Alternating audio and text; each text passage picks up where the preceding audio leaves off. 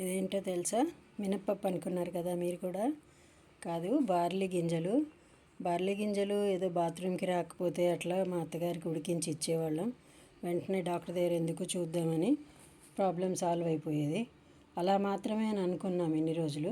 అయితే మేము కూడా మంచిది కదా అని ఉడికించి తాగినప్పుడు మా చెల్లి అనేది, ఈ గింజలు వేస్ట్ చేస్తున్నామేమో మనం, నీళ్లు మాత్రం తాగి వీటిని కూడా ఏమైనా చేయొచ్చేమో అని అప్పుడు ఆలోచించి, ఈ మిలెట్స్ అన్నీ దోశలుగా వాటిగా చేసుకుంటున్నాం కదా, ట్రై చేద్దామని బార్లీ పెసరట్టు చేయడానికి 3 గ్లాసుల బార్లీ, 3 గ్లాసులు కాదు సారీ, 35 గ్లాసు బార్లీ, 1/4 గ్లాసు పెసలు వేసి నానబెట్టాను. ఇదిగో ఇది ప్రస్తుతం. ఇక రుబ్బిన తర్వాత దోశలు వేసుకొని చూద్దాం.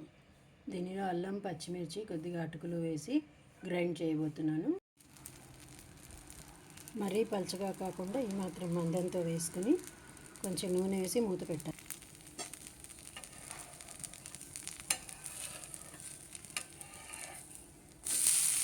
చూసారా, గోల్డెన్ రోస్ట్ బ్రౌన్లో చక్కగా దోశ వచ్చేసింది.